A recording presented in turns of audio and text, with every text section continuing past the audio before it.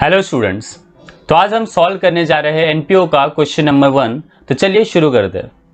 तो बहुत ही basic sum है ये, क्योंकि फर्स्ट सम है तो थोड़ा बेसिक ही रहेगा। तो ये क्वेश्चन में दिया हुआ है, from the following receipts and payment account and adjustment given below you are required to prepare income and expenditure account for the year ended 31st March 2020 of Veena cultural association Satara. तो यहाँ पे हमें रिसिप्ट एंड पेमेंट अकाउंट दिया हुआ है और कुछ additional information दिए हुए हैं। इसके बेसिस पे हमें सिर्फ यहाँ पे इनकम एंड एक्सपेंडिचर अकाउंट ही बनाना है। तो यहाँ पे बैलेंस शीट बनाने नहीं बोला है, तो हम यहाँ पे बैलेंस शीट नहीं बनाएंगे। तो बैलेंस शीट के जो आइटम्स है, लाइबिलिटीज और एसेट, जो भी लाइबिलिटी और एसेट में आएगा उसको हम लोग यहाँ पे इग्नोर करेंगे, क्योंकि बैलेंस शीट बनाना ही नहीं है। तो यहाँ पे मैंने सोल्यूशन का फॉर्मेट बना दिया है, बट ऑलरेडी मैं यहाँ पे मैंने बैलेंस शीट का फॉर्मेट भी बनाया हुआ है, तो इसको हम लोग इग्नोर करेंगे। यहाँ पे हमें कुछ नहीं लिखना है, क्योंकि बैलेंस शीट हमें बनाना ही नहीं है। हमें बस इनकम एंड एक्सपेंडिचर अकाउंट बनाना है। और इनकम एंड एक्सपेंडिचर अकाउंट में ऑलरेडी मैंने सब्सक्रिप्शन का जो फॉर्मेट है यहाँ पे लिख के रख दिया है। तो कोई भी तुम्हारा फॉर्मेट जब बनाओगे एनपीओ का, तो ये सब्सक्रिप्शन का फॉर्मेट यहाँ पे ऐसे लिख देना है, सो डैट आगे कुछ कंफ्यूजन ना हो। और ये जो रेड में लिखा हुआ है वो उसका दूसरा इफेक्ट डाला मैंने। तो यहाँ पे सब्सक्रिप्शन में जो लास्ट ईयर का आउटस्टैंडिंग होगा वो लेस होगा, करेंट ईयर का जो आउटस्टैंडिंग है वो ऐड होगा, और नेक्स्ट ईयर का जो है एडवांस वो लेस हो जाएगा। और उसका दूसरा इफेक्ट आएगा, लास्ट ईयर का जो होगा सब्सक्रिप्शन उसको लास्ट ईयर के बैलेंस शीट में से हम माइनस करेंगे। देन करेंट ईयर का जो होगा उसको एसेट में लिखना है, और नेक्स्ट ईयर का जो होगा उसे लायबिलिटी में लिखना है। पर यहाँ पे बैलेंस शीट बनाना नहीं है, तो दूसरा इफेक्ट आएगा ही नहीं। तो चलिए शुरू करते हैं। तो पहले रिसिप्ट एंड पेमेंट अकाउंट दिया है। रिसिप्ट एंड पेमेंट अकाउंट में फर्स्ट आइटम यहाँ पे कैश इन हैंड और कैश एट बैंक। तो ये जो कैश इन हैंड और कैश एट बैंक दिया हुआ है, ये कैश इन हैंड का ओपनिंग बैलेंस है और कैश एट बैंक का भी ओपनिंग बैलेंस है। अगर हम पेमेंट में देखेंगे तो पेमेंट के एंड में अगेन कैश इन हैंड और कैश एट बैंक दिया हुआ है। तो कैश इन हैंड का ओपनिंग बैलेंस है 10,000, बट क्लोजिंग बैलेंस है 15,000। तो हमें जो ओपनिंग बैलेंस है ये लिखना नहीं है, तो इसको इसके यहाँ पे मैं क्रॉस कर लेता हूँ। ये कैश एट बैंक है, ये भी नहीं लिखना है। तो हमेशा ये जो ओपनिंग बैलेंस दिया होगा इसे हमें सोल्यूशन में नहीं लिखना है। बट यहाँ पे जो कैश इन हैंड और कैश एट बैंक दिया हुआ है ये आ जाएगा हमारा एसेट में। नेक्स्ट है फिर सब्सक्रिप्शन। तो सब्सक्रिप्शन हमारा इनकम है, तो यहाँ पे मैं आई लिख लेता हूँ। देन इसमें 3 साल का दिया हुआ है, 2018-19, 19-20 और 2021। तो हमें यहाँ पे देखना पड़ेगा कि हमारा कौन सा ईयर है। तो हमारा ईयर खत्म हो रहा है 2020 में, दैट मीन्स हमारा ईयर हो जाएगा 1920। तो ये जो 1920 है, this is our current year. तो यहाँ पे मैं लिख देता हूँ CY, that is current year. तो ये 18-19 जो है ये हमारा हो जाएगा लास्ट ईयर का, और ये जो 2021 है ये हमारा हो जाएगा नेक्स्ट ईयर का। देन डोनेशन दिया हुआ है, डोनेशन मेरा इनकम में आ जाएगा। देन एंट्रेंस फीस है, एंट्रेंस फीस भी इनकम में आएगा। इंटरेस्ट ऑन फिक्स डिपॉजिट ये भी इनकम आ जाएगा। पिकनिक रिसिप्ट ये भी इनकम हो जाएगा। तो रिसिप्ट में मोस्ट ऑफ जगह अगर हम लोग देखेंगे तो सब इनकम में ही आएगा। जैसा यहाँ पे दिख रहा है तुम लोग को, मोस्ट ऑफ सब इनकम में ही है। अगर वहाँ पे कुछ स्पेसिफाई किया होगा, जैसे अगर यहाँ पे बोला होता कि डोनेशन ये बिल्डिंग फंड के लिए है, तो हमें उसे बिल्डिंग फंड में ऐड करना होता। या तो अगर ऐसा लिखा होता कि डोनेशन कैपिटलाइज करना है, तो डोनेशन को हमें कैपिटल में ऐड करना होता। तो ये याद रखो, अगर किसी भी चीज को कैपिटलाइज करने के लिए बोला होगा तो उसे कैपिटल में ऐड करना है, और अगर बिल्डिंग फंड के लिए बोला होगा तो उसे बिल्डिंग फंड में ऐड कर देना है। और अगर कुछ नहीं बोला है तो उसे इनकम में डाल देंगे, जैसा मैंने यहाँ पे किया हुआ है। बट यहाँ पे नहीं दिया हुआ था, हो सकता है एडजस्टमेंट में आगे दिया हो कि डोनेशन को कैपिटलाइज करना है, तो हम लोग आगे देख लेंगे। नेक्स्ट फिर पेमेंट है। तो पेमेंट में रेंट है, रेंट मेरा एक्सपेंस हो जाएगा। तो यहाँ पे मैं ई लिख देता हूँ शॉर्ट फॉर्म में एक्सपेंस। बट यहाँ पे रेंट भी 2 साल का दिया हुआ है, 18-19 और 19-20। तो ये जो 18-19 है ये मेरा लास्ट ईयर है, और ये जो 19-20 है ये मेरा करेंट ईयर है। देन फिक्स डिपॉजिट मेरा एसेट है, बट बैलेंस शीट तो हमें बनाना नहीं है, तो इसको हम लोग इग्नोर करेंगे, पर मैं एसेट लिख के रख देता हूँ। नेक्स्ट है सन्ट्री एक्सपेंस। सन्ट्री एक्सपेंस भी मेरा एक्सपेंस है। देन इंश्योरेंस भी मेरा एक्सपेंस है। Then printing and stationery is also expense. Picnic expense भी एक्सपेंस हो गया। सैलरीज एक्सपेंस है मेरा, ट्रैवलिंग एक्सपेंस भी एक्सपेंस है, देन कैश इन हैंड और कैश एंड ओके एडवर्टीजमेंट भी है, एडवर्टीजमेंट भी मेरा एक्सपेंस है। बट यहाँ पे लिखा हुआ है एडवर्टीजमेंट जो मैंने पे किया है ये 18-19 का है, मतलब ये लास्ट ईयर का है, तो ये करेंट ईयर का नहीं है। तो अगर ये लास्ट ईयर का है तो ये लास्ट ईयर के बैलेंस शीट में से माइनस होगा, बट हमें बैलेंस शीट बनाना ही नहीं है तो अगेन इसको हम लोग इग्नोर करेंगे। तो यहाँ पे मैं क्रॉस डाल देता हूँ। फिर कैश इन हैंड और कैश एट बैंक ये दोनों आ जाएगा एसेट में। अब हम देख लेते हैं adjustment. So outstanding rent for the current year was ₹7,000। Outstanding rent है करेंट ईयर का 7,000 रुपीज। अब आउटस्टैंडिंग का हम लोग ने ऑलरेडी फाइनल अकाउंट में पढ़ा हुआ है। आउटस्टैंडिंग का पहला इफेक्ट हमेशा ऐड होता है और दूसरा इफेक्ट आ जाएगा इसका आउटस्टैंडिंग रेंट है, मतलब रेंट मुझे पे करना है तो रेंट आउटस्टैंडिंग रेंट का दूसरा इफेक्ट आ जाएगा लायबिलिटी में। बट यहाँ पे एनपीओ में आउटस्टैंडिंग दोनों चीजें हो सकती है, आउटस्टैंडिंग एक्सपेंस भी हो सकता है और आउटस्टैंडिंग इनकम भी हो सकता है। अगर आउटस्टैंडिंग एक्सपेंस है तो उसका दूसरा इफेक्ट आएगा लायबिलिटी में, क्योंकि एक्सपेंस हमें पे करना है तो मेरा लायबिलिटी में आएगा दूसरा इफेक्ट। बट अगर वो आउटस्टैंडिंग इनकम है तो उसका दूसरा इफेक्ट लायबिलिटी में नहीं, उसका दूसरा इफेक्ट एसेट में आएगा, क्योंकि इनकम हमें मिलने वाला है। तो आउटस्टैंडिंग इनकम अगर होगा तो उसका दूसरा इफेक्ट हम डालेंगे एसेट में। तो ये याद रखना। तो ये आउटस्टैंडिंग रेंट है, रेंट तो मेरा एक्सपेंस है, तो ये आउटस्टैंडिंग रेंट का पहला इफेक्ट हो जाएगा ऐड टू रेंट, रेंट में ऐड कर लेंगे, और दूसरा इफेक्ट इसका हो जाएगा लायबिलिटी में, क्योंकि मुझे पे करना है। अब आउटस्टैंडिंग रेंट रेंट में ऐड होने वाला है, इसलिए हम रेंट को टिक कर लेते हैं। तो रेंट को यहां पे मैंने एक टिक कर लिया है। देन सेकेंड एडजस्टमेंट है 60% entrance fees should be capitalised. तो यहाँ पे एंट्रेंस फीस को कैपिटलाइज करने के लिए बोला है। तो पहले जब हम लोगों ने एंट्रेंस फीस यहाँ पे देखा था तो मैंने क्या बोला था कि ये इनकम है, बट यहाँ पे क्या बोला है कि इसमें से ये जो 15,000 है इसमें से पूरा इनकम नहीं है, इसमें से 60% हमें कैपिटलाइज करना है। और मैंने क्या कहा था, किसी भी चीज को अगर कैपिटलाइज करने के लिए कहा गया है मतलब वो कैपिटल में ऐड होगा। तो ये जो एंट्रेंस फीस है ये कैपिटल में ऐड हो जाएगा, बट पूरा नहीं, सिर्फ 60% कैपिटलाइज करने के लिए बोला है। तो अगर 15,000 का हम लोग 60% निकालते हैं तो 9,000 आएगा, तो 9,000 कैपिटलाइज होगा, तो 9,000 कैपिटल में ऐड होगा। तो 9,000 को हम लोग यहाँ से माइनस कर लेंगे और उसको कैपिटल में ऐड करेंगे। तो इसका इफेक्ट आएगा पहला लेस फ्रॉम एंट्रेंस फीस और दूसरा हो जाएगा add to capital. Then third adjustment है outstanding subscription for the current year was ₹20,000। अब यहाँ पे आउटस्टैंडिंग सब्सक्रिप्शन आ चुका है और सब्सक्रिप्शन मेरा इनकम है, तो आउटस्टैंडिंग है तो पहला तो इफेक्ट ऐड होगा, that is add to subscription, subscription में ऐड हो जाएगा। बट इसका जो दूसरा इफेक्ट है वो लायबिलिटी में नहीं, वो दूसरा इफेक्ट आएगा एसेट में, क्योंकि ये सब्सक्रिप्शन मेरे लिए इनकम है और इनकम अगर है मतलब वो पैसा लेना है मुझे, तो इसलिए दूसरा इफेक्ट इसका आएगा एसेट में। तो इसका दूसरा इफेक्ट डाल देंगे हम एसेट में। इसको सब्सक्रिप्शन को एक्चुअली टिक करना चाहिए। अच्छा, यहाँ पे एंट्रेंस फीस को भी टिक करना पड़ेगा हमें, क्योंकि एंट्रेंस फीस में माइनस करना है, तो एंट्रेंस फीस को टिक कर देते हैं।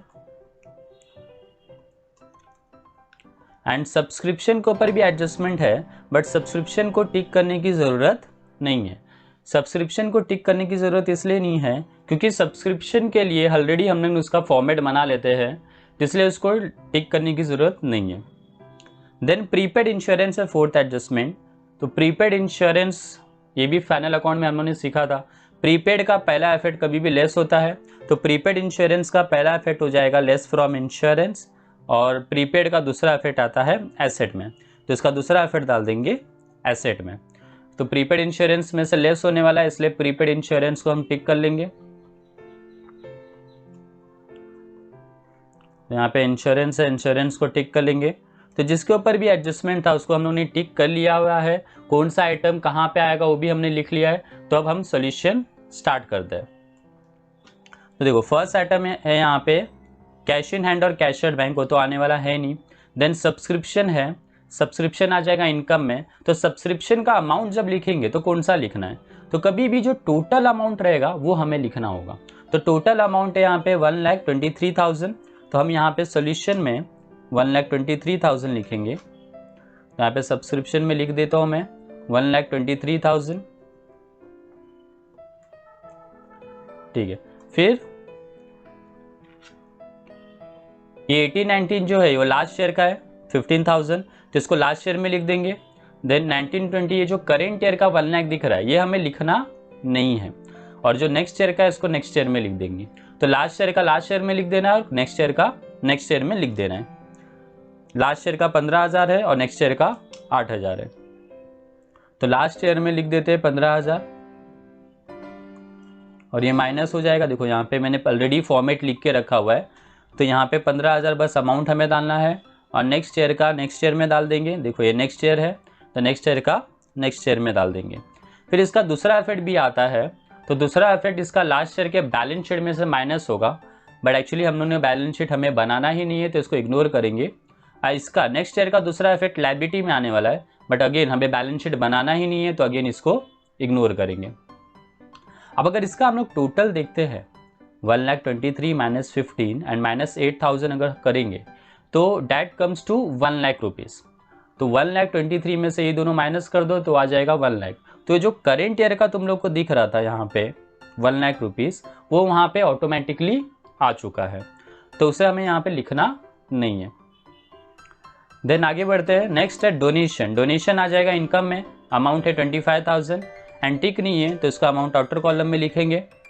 तो डोनेशन लिख लेते हैं 25,000 इन आउटर कॉलम में आएगा इनकम में। देन नेक्स्ट है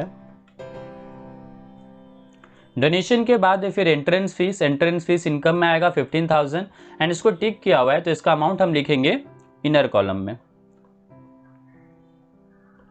बाय एंट्रेंस फीस अमाउंट है 15,000 एंड इसको टिक किया हुआ है तो एक लाइन छोड़ देंगे।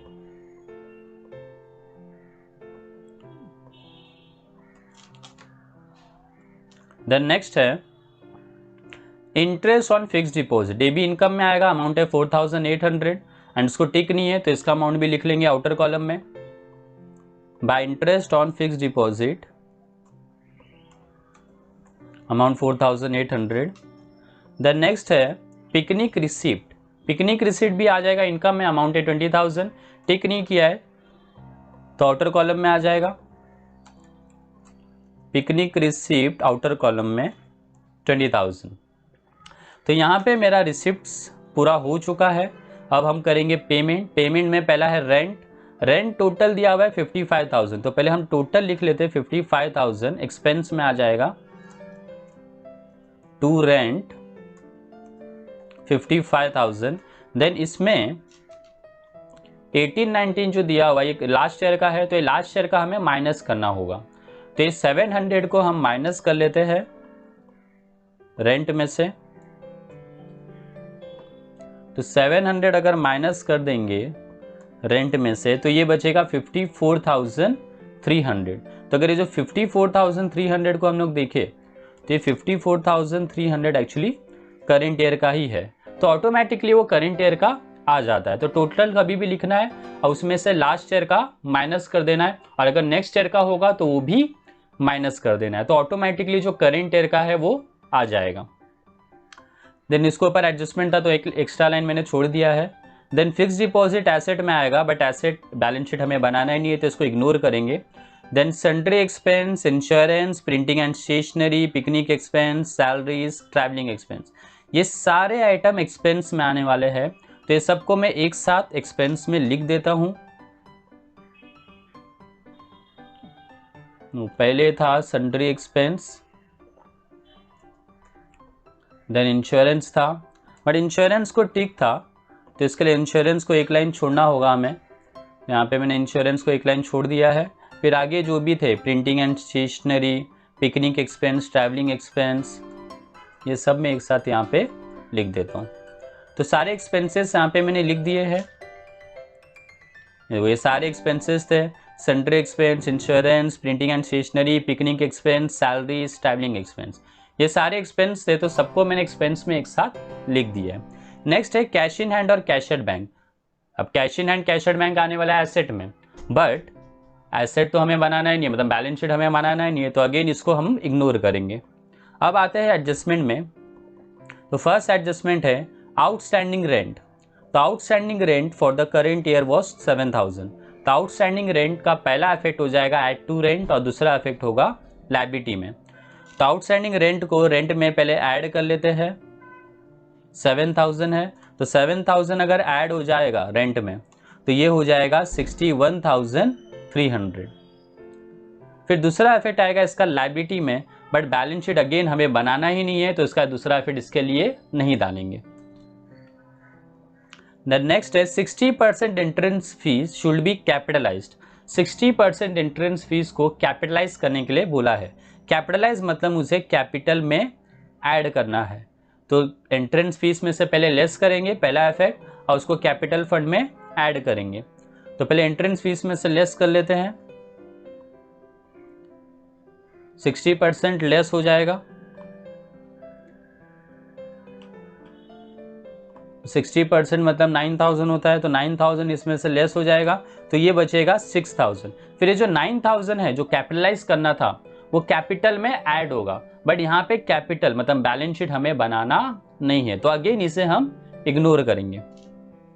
नेक्स्ट देखते हैं एडजस्टमेंट। फिर outstanding subscription for the current year was ₹20,000। Current year का जो सब्सक्रिप्शन है आउटस्टैंडिंग इट इज 20,000, तो ये सब्सक्रिप्शन में ऐड हो जाएगा, और दूसरा इफेक्ट आने वाला है इसका एसेट में। तो पहले सब्सक्रिप्शन में ऐड कर लेते हैं, यहाँ पे आ जाएगा, देखो यहाँ पे ऑलरेडी मैंने लिख के रखा है आउटस्टैंडिंग ऑफ करेंट ईयर, तो इसका अमाउंट बस हमें लिख लेना है। तो अमाउंट है इसका 20,000, तो 20,000 यहाँ पे लिख लेंगे। फिर इसका टोटल करेंगे तो इसका टोटल आ जाएगा 1,20,000, तो टोटल बाहर लिख लेते हैं 1,20,000। फिर ये जो 20,000 है इसका दूसरा इफेक्ट आएगा अगेन एसेट में, बट अगेन बैलेंस शीट हमें बनाना नहीं है, तो इसे इग्नोर करेंगे। लास्ट एडजस्टमेंट है प्रीपेड इंश्योरेंस ₹1000। 1000 प्रीपेड इंश्योरेंस है। प्रीपेड का पहला इफेक्ट हो जाएगा लेस फ्रॉम इंश्योरेंस, और दूसरा इफेक्ट होने वाला है एसेट में। तो प्रीपेड इंश्योरेंस को लेस कर लेते हैं, अमाउंट है 1000, 1000 लेस कर देंगे इंश्योरेंस में से, तो 1000 लेस कर देंगे तो ये 12,000 है, तो बचेगा 11,000, और दूसरा इफेक्ट इसका प्रीपेड का आएगा एसेट में, बट अगेन बैलेंस शीट हमें बनाना नहीं है। तो यहाँ पे हमारा सब हो चुका है, एडजस्टमेंट भी हो गया, रिसिप्ट एंड पेमेंट अकाउंट भी हो चुका है। अब इस अकाउंट को हम क्लोज कर लेंगे। तो अकाउंट क्लोज करने के लिए हमें दोनों साइड का टोटलिंग करना होगा। लाइक इस साइड का टोटल पहले एक्सपेंडिचर का टोटल करेंगे, तो एक्सपेंडिचर का टोटल आ रहा है मेरा 1,37,300। तो जो 1,37,300 है इसको हम नीचे लिख लेंगे, पेंसिल से लिख लेना है 1,37,300। फिर इनकम का भी टोटल कर लेते हैं, तो इनकम का टोटल आ रहा है 1,75,800, तो इसको भी यहाँ पे लिख लेंगे 1,75,800। फिर देखेंगे दोनों में से बड़ा अमाउंट कौन सा है, तो 1,75,800 बड़ा है या 1,37,300 बड़ा है। तो यहाँ पे 1,75,800 बड़ा है, तो जो बड़ा अमाउंट रहेगा उसको हमें दोनों साइड में यहाँ पे लिख लेना है, और फिर देखना है डिफरेंस कहाँ पे है। तो डिफरेंस यहाँ पे तो दिख रहा नहीं है, डिफरेंस यहाँ पे दिख रहा है, तो जो भी डिफरेंस दिख रहा है उसको हम यहाँ पे सर्कल में लिख लेंगे। तो डिफरेंस आ रहा है 38,500, तो यहाँ पे मैं लिख लेता हूँ 38,500, तो ये मेरा हो जाएगा सरप्लस। तो यहाँ पे लिख लेंगे टू सरप्लस। अगर डिफरेंस यहाँ पे आ रहा होता तो उसे हम बोलते डेफिसिट। यहाँ पे सरप्लस आया डेबिट में तो उसे बोलेंगे सरप्लस, और क्रेडिट में डिफरेंस आया तो उसे बोलेंगे डेफिसिट। तो यहाँ पे हमारा ये क्वेश्चन नंबर 1 कंप्लीट हो गया है। आई होप तुम लोग को ये क्वेश्चन नंबर 1 क्लियरली समझ में आ गया होगा। तो मिलते हैं नेक्स्ट लेक्चर में जिसमें हम सॉल्व करेंगे question number 2। Thanks for watching this video, take care, bye bye.